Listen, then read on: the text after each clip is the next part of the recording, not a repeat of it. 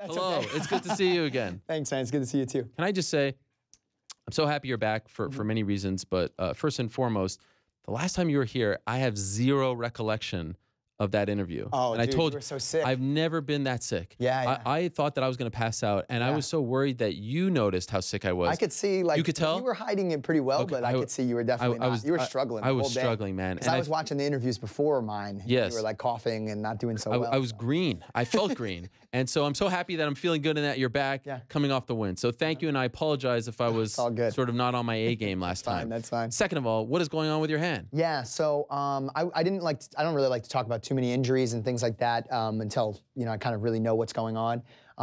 Sometimes I'll just hide them forever and nobody will know, but this one I figured I'd let everybody know because it's nothing too serious. I would say sometime in the first round, because it was right when I went back to my corner after the first round, I just whispered to John and Tom, I was just like, yeah, I'm pretty sure my wrist or my hand is broken. Wow. So I don't know when it happened. When I reviewed the tape, it looks like the first punch I threw when I was doing ground and pound glanced his head and then hit the ground. Okay. And I'm guessing that was when it happened. But I went to get an MRI and stuff, and it's like a minor tear of some ligament or something in my hand. So they said for like 2 weeks, like keep a brace on, and we'll see where we go from there. I don't think it's going to prevent me from, like, it'll prevent me from fighting like immediately, but I don't think it's going to take too long to heal. So could you tell right away that something was wrong? I just knew after the first round. Okay. I just knew, like, that's because I told both my corners. I didn't know exactly when it happened. I couldn't pinpoint it. It wasn't like I threw the punch and then was like, oh man, something bad happened. I just kind of felt it towards the end of the round, and because, you know, the adrenaline's going. Right. Before we get to the actual fight, I actually want to start. Okay, so you go to Bangkok, right? Yeah. How many days before the fight did you go out? We left we were there for a week before the fight. What is Bangkok like? Well, what is it like? How popular is one in MMA? So one is huge, I think, in Asia. Obviously, Thailand is much more Muay Thai oriented. Yeah. So they're kind of like working them to start figuring out kind of what MMA is, and you know, learning a little bit about the sport and everything like that. But I still think, like, you know, relatively, there's a lot of people that understand what's going on there and everything like that. So it's becoming a bigger and bigger sport, I think. For a while, the sport was, I think, like, it was banned or something like that, and then they had to work around the rules, and now I think it's cool, but yeah. This is your first time fighting for one, obviously, your MMA debut. What was the experience like, you know, from checking in, just being a fighter for them, fight week, going through that whole experience? Did you enjoy it? Yeah. I mean, it was similar to what I went through when I did a grappling match for them. Okay, but, that's right. Yeah, but it was still, you know, it's still a little bit different because the, you know, the training is different leading up to it and everything like that. And just the general feel and anticipation of actually fighting instead of grappling was completely different. So, you know, overall, the similar experience with their organization, like everything was run really professionally. This time I didn't miss any of the hydration tests or weight cuts, or weight tests. So you have to do that 2 days before the event, a day before the event. And if you fail any of those, you have to do it the day of the event. So. Wow. Did you miss any of them? No, passed everything, flying colors this time. So. Okay, but why do you say this time? Because last time I missed so you get 2 tries. Every time you try, you do the hydration test. And I failed the first hydration test I ever took with them because that morning I did some training and I drank like 2 liters of water afterwards, but my body just couldn't get it back into my system to make the urine hydrated enough for the test. So it's a pretty stringent test. If I could. It was, I would say, like 2 hours after I had been training and had drank water and everything, and I still missed it the first time. And then the hour later, because you get like 1 hour to make it again, and the hour later I made it after drinking a little bit of water. The whole weight cut process, you were okay with that? Felt good? Yeah, it felt good. I mean, I think I could make 55 for them. It would be a struggle. Like what are you right now? Right now, I'm probably like 75 because I ate a lot afterwards. Yeah. I'd go through a lot of binge eating immediately after my fights. Okay. So. What's like your go-to meal? Most of the time burgers and stuff, but we were in Thailand, so mostly Thai food after that. But now that I got back, a lot of pizza, a lot of Krispy Kreme donuts. When you're in the arena, like you've competed on many big stages in your respective sport where you're known as one of the best in the world, but here you are in the locker room, in the arena. Yeah. It's a big crowd. There's buzz, all that stuff and more. Great main event. Do you feel different? Like, is it a different kind of anxiety? Are you nervous? So it's funny because I think the most anxious I was leading up to that fight was when I was getting my hands wrapped, because I never got my hands wrapped with tape and gauze and everything like that. It was the first time. And as it was happening, I guess it was a surreal moment where it's like, okay, your hands are wrapped now. Like, you're gonna have to fight somebody. Like there's no getting out of it now. Yeah. So I think that was the moment I was the most anxious.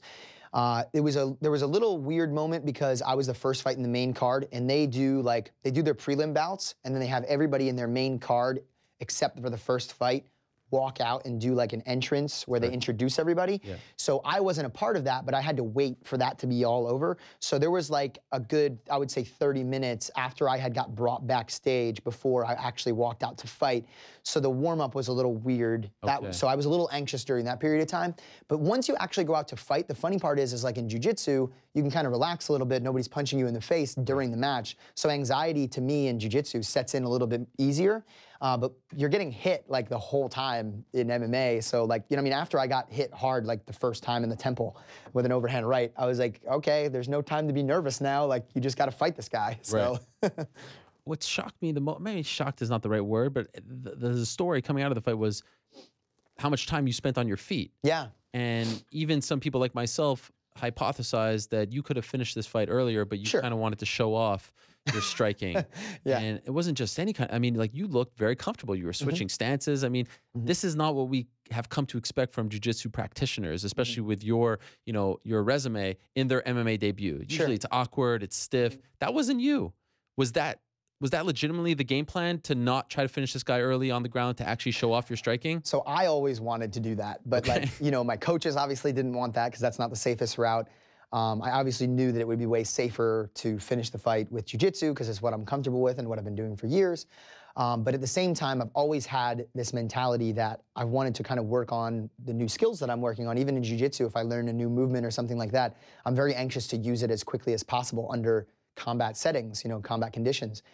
So I felt the same way about this. I'd been doing all this shoot boxing. Like the majority of my training, I was doing jiu-jitsu every day, but the majority of my training preparing for this fight was all shoot boxing, just mixing the striking with takedowns. So I just wanted to practice that skill because it's what I've been doing for, you know, I don't know, 12 weeks leading up to the fight. So after I started, I was a little nervous at the beginning because he was making contact and I wasn't. And I was like, maybe I'm not so good at this. Really? But then you're actually saying this. Yeah, in my head. I was getting a little nervous there, and I thought maybe, well, let me back him up to the fence or something. But then I started to make contact a couple times. I felt pretty confident. And then after the first round, where I almost thought they might stop it because I was hitting him so much on the ground, after that first round, it was all smiles for me. Like, I knew I did enough damage that I didn't think he was going to be able to come back. And I thought I was going to continue to land, which I did. And you know, then I took him down again, and then that was the end of the fight. So, despite the hand injury, you still were smiling. I knew the hand was hurt, but again, so much adrenaline going through, and I also just kind of started faking with my right hand and hitting with my left, and it wasn't too much of a problem. So, do you think, like, let's just say you went in there with a mentality that I'm going to submit this guy, you know, as quickly as possible. Yeah. How quickly do you think you finished that fight? Well, I still would have tried to set things up on the feet. I don't think I would have just like, shot, you know, power double head down kind of sort of thing. So I think somewhere around the 3-minute mark in the first round, maybe, just because that's around when I took him down, I think. Yeah. So somewhere around then, because I could have easily just sat back for a leg or something from that position. That wouldn't have been too difficult to do. It felt like to me, if you had maybe 30 seconds left in the first, you could have submitted him. Like, that too, for sure. Yeah. Right? Absolutely. Yeah. There was no need to continue punching if I didn't want to. Right. Yeah. You've, I'm assuming, watched the full fight? Many times. Yeah. Are you happy with it? Like, is this the way you envisioned your debut going? I'm pretty happy. I'm happy overall, obviously, with the conditions. Like, considering the fact that it's my first fight and, you know, the first time I'm using striking and everything like that, I'm overall pretty happy with it. I'm obviously, like, I tend to be a perfectionist in everything that I do, and I know that, you know, looking at me boxing isn't like watching Floyd Mayweather or Lomachenko, so I'm not happy from that perspective, obviously. But you know, with my skill development so far, I'm happy. You know, I think I could have thrown a lot higher volume of jabs. I think head movement overall could have been much better. I didn't keep my hands very high at the beginning, which is why I got hit with a lot of the overhands. And then you see later on in the fight, I start covering and catching some punches and then returning fire. Which was another big issue. I didn't defend against any of the leg kicks, but I think that's also because I didn't want to take him down, and a lot of my defense to leg kicks is taking people down. And then, yeah, I think that pretty much summed up like what I was unhappy about. And then maybe a little bit more specific targeting when I'm doing ground and pound so I don't punch the floor. Okay. What did you think of him as a first opponent? Like, did you think that he was tough enough? Would you have liked someone tougher? How did you feel about the matchup? I thought it was a pretty good matchup. I think he hit really hard. Yeah. When I got hit with the one overhand right, you can't tell watching it, but it was a lot harder than it looks on camera. Because literally when I got hit, it was as if I teleported into another place. Really? Like I didn't. Have I you got ever hit felt that way before? No, I got hit with the little glove, and first of all, that feels like getting hit in the face with a brick. Right. And second of all, when it happened, it was like a flash. Like it's like you don't. I don't know, with the boxing gloves, you see everything coming. It's a lot slower, 16-ounce gloves. So you see yourself getting hit, even if it's hard, it's, yeah. I don't know, you notice it. I got hit and I was like, oh, what was that? Wow. So it kind of woke me up and I started kind of like getting my distance better and stuff like that after that. Did you ever spar with MMA gloves leading up to the fight? Just drilling and stuff, because you can't, some people will spar a little harder with little gloves. I just don't really believe in it too much because I think a lot of people get cut.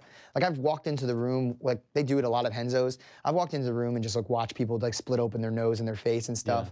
Yeah. And I just don't think it's safe, especially that close to a fight. So I don't really do hard sparring with little gloves ever. We do all of our drills. I do all my grappling with little gloves. But obviously every time I'm sparring, I'm not sparring with anybody that's trying to hurt me, and I'm not trying to hurt anybody I'm sparring with, because that's not a really good way to keep training partners and promote longevity on either side. So it was a new experience receiving damage, with little gloves and just with full intensity, and it was a new experience dealing damage. That was actually more strange to me than getting hit. Getting hit wasn't as big of a deal as, all right, now the guy's on the ground, I'm punching him in the face, and just like you said, maybe I could have submitted him. But now I'm thinking like, all right, I'm hitting this guy. I'm supposed to finish him now. Like I'm supposed to hit this person until they're no longer conscious or a referee pulls me away from him. That's a pretty surreal, like when you haven't done that before, it's a pretty weird thing to think about. But luckily, like training just kicked in and I just did what I was supposed to do and kept punching and How do you feel about that? Like, how do you feel about actually trying to hurt someone? Because again, as you said, and I saw that you said this after the fight in the scrum, like that's not something that you're trained to do in jiu-jitsu, right? Like you're trained to submit the guy and then you walk away. Here you have to actually like damage him. Do you like that? Yeah, I mean, I've had to pop people and stuff in jiu-jitsu too, so it's not like I've never had to hurt somebody in a combat sport before. But it's still very different, punching somebody in the face. Do I like it? Like is a weird word to put to that. In a way, yeah. Tolerate it? It's a thrilling feeling to be able to do that and like to be in the conditions where you have rules and you have another willing participant that's in there also trying to hurt you. I mean, under those conditions, yeah. Like, am I out to like just try to hurt people that are innocent people? Absolutely not. But somebody else that's in there. We're in a contest. We both agreed to this, and we're both working essentially, trying to see who's the best at this. Like, I'm totally okay with it. I don't know if it's. It was a thrilling feeling. I will be honest with it. I had fun. Yeah, I saw that you tweeted after that you never experienced like a thrill quite like that before. Yeah, nothing like that. It was crazy. I don't think anybody really understands. Like, if you haven't done MMA before, you just don't know. You just don't know. It's a rush on, like, it's not. You can't compare any jiu-jitsu tournament. Nothing. Nothing. Why do you feel like that is? Is it because of the punching? It's the damage back and forth. Like the actual attempting to, like the attempt to knock someone unconscious. Right. Like, you have to continue to punch until you're either pulled away or they're done or cut open or whatever the case may be. That's just. The thought of that goes through your head while you're doing it, at least for me, and it's just like a crazy thing to think about. And you're like, one punch lands, and you're like, okay, I guess we got to keep doing this until the referee pulls me away. Right. And Have you ever competed in front of that many people before? I think in the Singapore crowd with when I competed in the grappling match was more people. Okay, but not in a jiu-jitsu tournament, right? Not in like a normal. No, most jiu-jitsu tournaments, the max is like 2,000 people probably. Okay. That'd be a relatively big event. By the way, how much did that experience against Shinya Aoki prepare you for this? Because you've been in the cage before, right? You haven't fought, but just getting that, it's almost like that was like a quasi-amateur experience, right, for you, because you got to sort of feel the environment. Do you think it helped you at all? I think it helped a lot, especially considering it was with that organization. Yeah. I just think, like, in general, when it comes to anxiety, I think I may have mentioned this last time, that when you're talking about anxiety and like sports performance and things, the more things that you can keep similar over time, the less anxious you feel, because anxiety, to me, the biggest causes of anxiety is like kind of like the question mark, like, oh, what's this going to be like? Yeah. And the more similar it is to a previous experience, the less the question marks there's going to be. Right. So yeah, it's in a different country. Yeah, this time I was fighting MMA, but at least some things were similar. The people I was talking to were similar. You know, I brought a lot of people from my training camp down there. You know, everything was relatively similar to that experience. And in addition to that, if you're talking about specifically that fight, just being in that fight, it woke me up a little bit to how important, you know, working in a cage was going to be, you know, when I started doing mixed martial arts, and all of my shoot boxing training for the, you know, minus maybe the first 4 weeks where I was just getting acclimated, all of my shoot boxing training for the last 8 weeks was all done in a cage. Okay. Every single session. Wow. We didn't do anything. Maybe we do a couple drills outside of a cage, but all the shoot boxing sessions were done in a cage. And I felt that was super important. I knew you had it when I saw John Danaher wearing the rash guard. I mean, to be honest, he never isn't wearing a rash guard, but it feels right. You know? Yeah, have you ever seen him not wearing a rash guard before? I think one UFC event, they forced him to wear like a jacket or something for Reebok or something. I don't think they had a rash guard for him. He didn't have it under? I'm sure he had it under. Yeah. Absolutely. Yeah, I can't see him just taking I was told, it I off. think from Matt Serra, that he showed up to a wedding, someone's wedding, wearing a rash guard, right? Oh yeah, tuxedo rash guard, I think. That's unbelievable. Why do you think he wears a rash guard all the time? I think he made some statement about, you know, it being relatively comfortable and useful for like any Do you like wearing rash guards? I do. I don't like long sleeve ones though. He thinks like short sleeve rash guards are the devil. Really? He only wears long sleeve rash guards, and he pulls them up to like 3/4 length or has them specially cut 3/4 length. Wow. Why is that? You don't know? I don't know. You never asked. I guess he doesn't like it around his wrist. I don't really like long sleeve rash guard because I think it promotes people's ability to arm drag you. Oh. I think it makes it easier for people to grab onto your wrist. Okay. So I always wear short sleeve ones. But yeah, I prefer it. When training for this, did you do any gi work?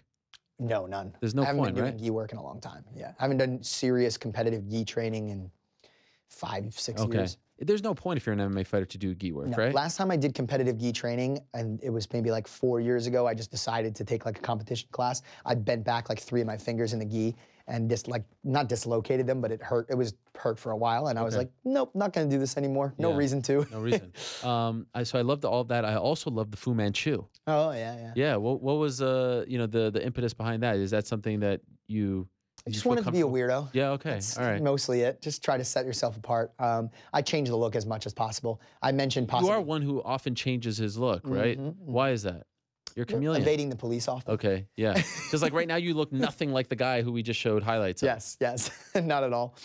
Yeah. You like the Fu Manchu look? I like it's that very one. Hulk Hogan-esque. It's very, you know, there's been many great warriors that have done such things. So yeah. So you think for all your fights you'll be rocking a different look? Oh yeah, absolutely. Yeah. This will probably be what I'm going to be for the next fight, but who knows? Maybe I'll get bored of this quickly. And how were the sponsors going into the fight? Did you have any? Yeah, I mean, I have like mostly my same sponsors. I didn't get any new ones or anything. They stayed like that. with you? Yeah. Muscle Farm, Armbar Soap, Chimera Coffee, Cash Chicks Championships, which is my brand. And then I feel like I'm forgetting somebody. Yeah, Studio 540. Okay. And, yeah, I think, pretty sure that's everybody. Somebody's gonna be mad if I don't. Well, if you remember them, let us know. Yeah. So you mentioned it's Cash Chicks Championship, right? Correct. And what was interesting about that was, the one negative for me of the whole experience, you didn't get a post-fight interview in the cage. Oh yeah. What was up with that?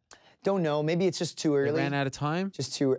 Yeah, maybe they were on a time crunch. This was great because it was on Twitter. Yeah, they streamed it live, so everyone got to watch it for free here in the United States, and it was like Saturday morning around 8 a.m. So it was great. But I wanted to hear what you would say. Were you disappointed that you didn't get that opportunity? It would have been cool, but I mean, they did a bunch of interviews and stuff after that they released. So. But I wanted to see you like kind of address the crowd. But then they showed the shot of you wearing the shirt with the you had a medal and you had the 2 women next to you. I mean, it was like the poster for your brand. Yeah, it was perfect. Did you think of that? How perfect? Oh, absolutely. Yeah, it's great. The symbolism was great. Yeah. What is on that medal, by the way? What does it say? It's just extremely heavy, and it just says 1. That's it. Yeah. I guess they just give them out anytime somebody wins, and it's not a title or like not a title fight. Sure. It's cool. What do you do with the medal? Most of that stuff I just kind of like collect in some area of my house. I don't really hang too much up. I don't know. I might hang up the banner or something. I'm not really sure. Right. I'm not big on that kind of stuff. Like at my gym, there's no like medals and belts and stuff hanging.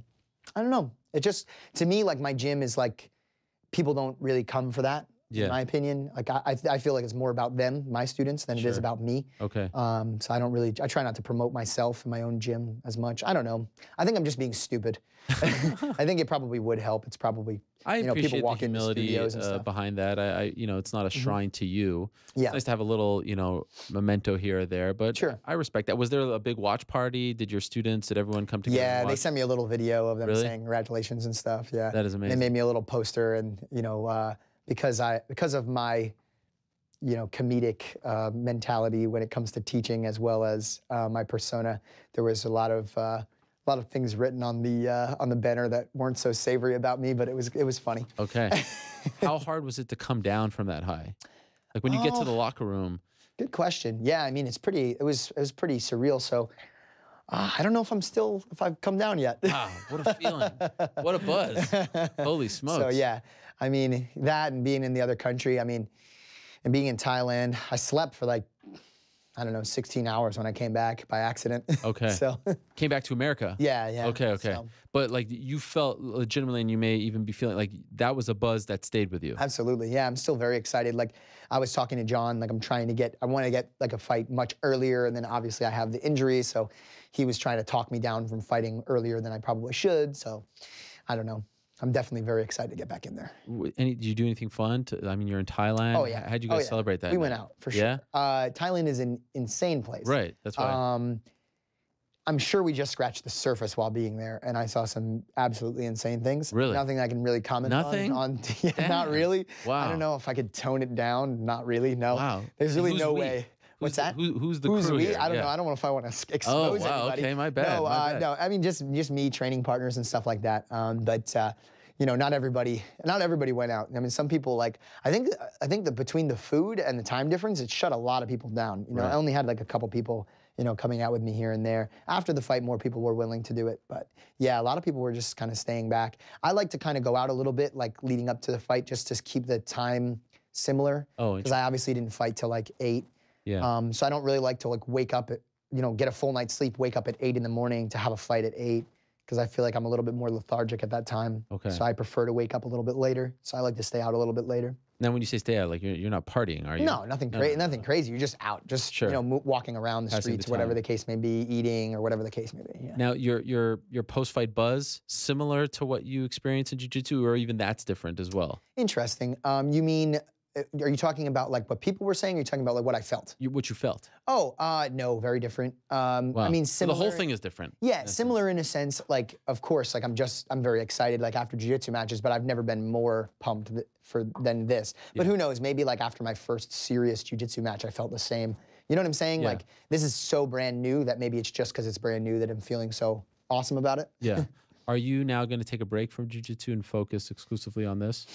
I don't want to say 100% yes to that, because if an opportunity arose to have a match that I thought made a lot of sense and was really good, I would definitely consider doing it. I definitely think that I want to get a few more fights in on a serious schedule where I'm consistently training and consistently improving before I break focus and do something like that. Okay. I would take something small in between if I was going to. Obviously, I'm not going to do one now because of the hand. Right. But if I was feeling healthy in between fights or something, maybe I'd consider it. Do you think that's important? It's something that Mackenzie Dern has talked about, that she felt early on she was kind of dabbling in both and maybe not giving the MMA thing, which is the new thing, enough attention. Do you feel like it's important, if you're actually going to be serious about this, that you have to put the other one on hold? Yeah, I think I might have been able to swing it if I didn't have so many other responsibilities. But I have to run a gym and I have to focus on my training for MMA and all these things. There's a lot of other responsibilities that I have in my life. If I didn't have those, maybe it would be easier to swing both. If I just if I didn't have a school and after I was done with my training, I had another 8 hours to do whatever.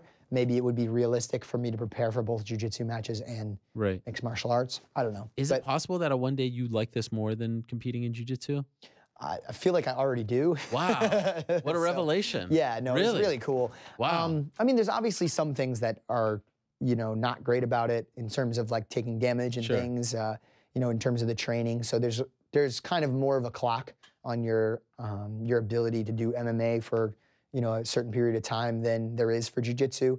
Like jiu-jitsu is something I'm pretty certain I can just continue doing for the rest of my life, and MMA, certainly not to like the fullest extent. I just wouldn't be able to do it, competitively, of course. So in that way, like jiu-jitsu will always be like the thing that I love the most. But right now, I'm addicted to MMA. I think, I really enjoy the training, and I really enjoyed fighting. So, but who knows how that'll change if I have like a tough loss or I get beat up during a fight. Right. I was just giving an interview recently, and I talked about the idea that everything that I'm saying to you right now is coming from the perspective of somebody who only has tasted victory. Right. All I've known is I got hit 3 or 4 times during the fight, and I was the one doing the primary damage. I won. It wasn't like I didn't lose a tough decision. I didn't take a bunch of damage. I didn't get knocked out yet. Like there's so many of these things that have happened to other fighters and have completely changed the way they thought about their career and things like that. So, let's cross our fingers and assume that that's never going to happen. But I'll be realistic about it and know that where I'm speaking about MMA right now is only coming from a place of winning, and not getting a lot of damage. So it's like you have this new toy. You're very excited about it. The other toy's there, and it'll always be there. Yes. But for now, you want to play with the new toy. Sure. Exactly. Yeah, I can understand that. Do you know how long that will put you out for? Like, when's realistic for a return? It's a good question. I mean, the doctor said, like, I should kind of be pretty light on it for, like, the next 2 weeks. Oh, really? And then, I'm still training. Like, I trained this morning, and I didn't even have the brace. I just taped it up really well. Jeez Louise. So, I wasn't posting on it or anything, but just to move around and stay athletic. No surgery, though, right? What's that? No. Okay. Definitely not necessary for this. It would be, if they did do something like that, it would be a waste, I think. I think it would be prolonged recovery, and I don't think it would change the way that it's going to heal much. With ligaments, unless it's like fully torn, like something as small like this, I don't see any reason for surgery. So realistically, when do you think, or when do you want? So I'm projecting it would either be late May or mid-June. I think they have another card. Wow, so that's pretty soon. Yep. Late May would be like awesome if things are going super out great, and like by the end of this week or something, this feels awesome. But more realistic sounds like kind of that mid-June spot was that's the next card they have after. Where's that one? Beijing, I think. Okay. So. Are they on board with this? It all depends. Like I don't know if they'll have an opponent for me or whatever. I'm just looking at their list of fights, and who knows what they're thinking. So. Yeah. How many more fights do you have left with one? I can't talk about that, unfortunately. Why not? It's just part of the contract. Really? Unless they specifically tell me that I'm allowed to talk about that. Wow. I just remember reading in the contract that I'm not supposed to talk about the contract. Really? So. Wow, that's some secret stuff. I'm not asking how much you're making. No, it's okay. Know, 3-fight deal, 4-fight deal. It's possible that I'm allowed to, but I just remember reading at the bottom I'm not supposed to talk about it. So I can ask them if they mind if I let people know how many fights I have in the contract, but I don't want to get in trouble by saying it too early. I will say that like it's not like a 2-fight deal or something. Like there's more a bit of a long-term nature to it. Yeah. Okay, I was just wondering because if I'm an American company, a promotion, I'm interested in Garry Tonon. I want to be in the Garry Tonon business. So, this is something that one seems, by all indications, to be a fantastic organization that treats its fighters phenomenally well. Ben Askren we've had on, and others. But is there any part of you that longs for the fame that comes with fighting for a North American promotion? And I understand that might be a difficult question because you are being employed by someone else at the moment. But is that part of you? Like, would you like that? Yeah, maybe one day. Who knows? Okay. I don't really know where this sport is going to take me. I don't know. Again, I'm speaking from the perspective of somebody who fought one time and was successful. It really depends on what happens in the future. What one's intentions are for me. Yeah. And everything like that. I think right now I'm committed to them. I don't have any reason not to be. They've been treating me very well. I like their organization. I like fighting for them. I need to get ring experience regardless. No matter where I would have been fighting for, my main concerns right now is getting experience in the cage. That's the biggest thing that's missing. Sure. For me as a MMA fighter is just ring experience or cage experience, whatever. So I just got to get in there as often as possible, and I think they're going to do a good job of doing that for me based off of what they were talking about. The organizer of the event was talking to me, telling me if I didn't have any injuries, they'd be happy with me fighting in a month. So which is pretty odd for other MMA organizations. If I was fighting for somebody, like UFC wouldn't allow that, I don't think. Sure. I could be wrong about that. I mean, I don't know. From my experience, it seems like that's not the case. You are surrounded by some of the best fighters in the world at Renzo's and the other gyms you train at.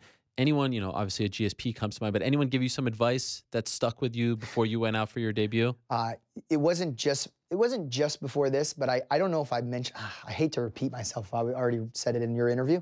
But it's okay. I don't remember anything from that interview, so that's don't worry. the one piece of advice that George ever gave to me, and this wasn't specifically about the debut or anything, this is back when I was competing in jiu-jitsu, that always stuck with me.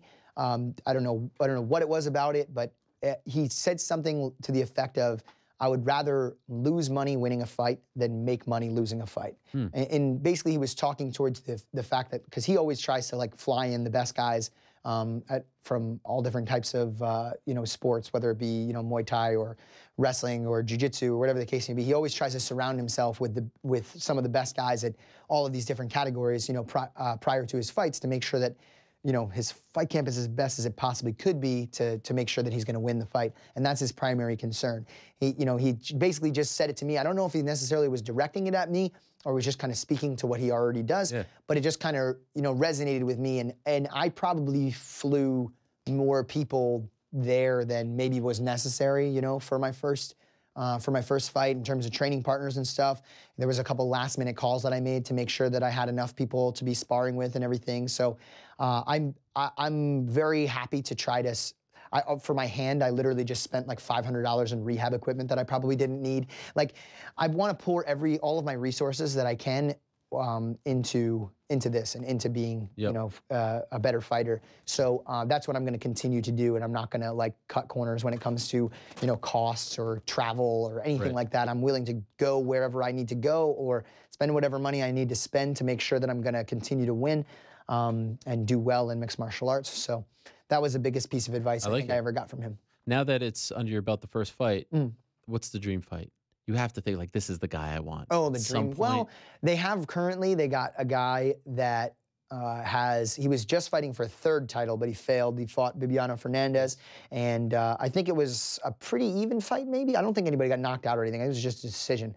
But he lost that, so he currently has the 170-pound belt for them, as well as the 55. 55 is, I think, where he normally fights. So I forget. I think his name's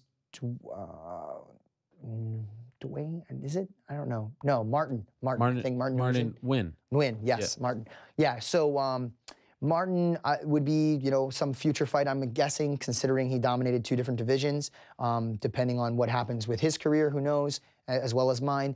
And then another one, obviously, is a big one for me, would be Shinya, again, to have the mixed martial arts version of what we did, I think would be cool to see. Do I want that fight like tomorrow? Probably not, but somewhere in the future, I think that would be really exciting.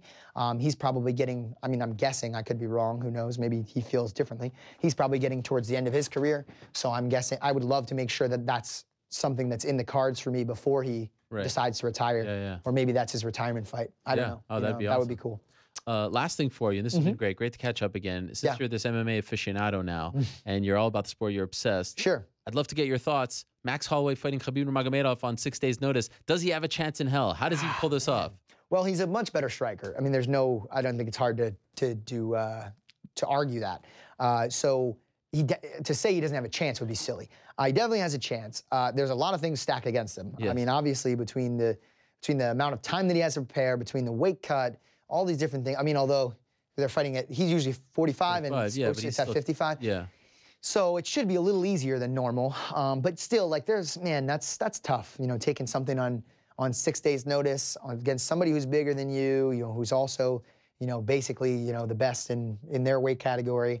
That's a hell of a challenge. So, and considering the stylistic matchup and what we've seen Khabib do to other striking experts once he gets them to the ground, considering his last fight, it's gonna be interesting, one way or the other. If Max was able to pick him apart on the feet, that would be crazy exciting to watch, because he'd basically, the way I would see it is he would have to play a distance game where he has to skirt around the outside of the cage and counterpunch him, and that would be crazy to be able to see him do that. In the same regard, Khabib basically has to smother him like he did his last opponent and get him to the ground. And then the other question mark there would be, I guess, I don't know if I really recall seeing Max, really challenged on the ground yet. Yeah. By anybody too much. Certainly not someone of his caliber. So it'll be interesting to see how he reacts to that. Maybe he's good enough to the point where when he gets brought to the ground, he's able to get back up and that becomes a factor of the fight where he just gets back up to the standing position. Khabib has a history of being able to hold people down and hurt them. So it's really tough to say, but I mean, I think things lean towards, you know, Khabib. Obviously with the time frame. Are you going? Am I going? Yeah. No? Okay. No. Watch it? Unless somebody like randomly gives me tickets. Oh, well, here it is. Hey. Let the world know. Yeah, I'd love to, of course, but yeah, as of right now, I don't have like plans. I'll watch, of course. But, okay. Yeah. Well, again, congratulations. Thanks for coming out. I hope you feel better. I won't shake your hand. It should be okay. All right. You can shake my hand. It's fine. I enjoyed it thoroughly. I was watching on my phone. They offered it very well, very, very, very nicely. We're on Twitter right now. I'm not just saying that, but it was just a great experience watching you and just seeing how comfortable you were on your feet. So keep it up again. Congrats, and keep us posted on the next one. Appreciate it.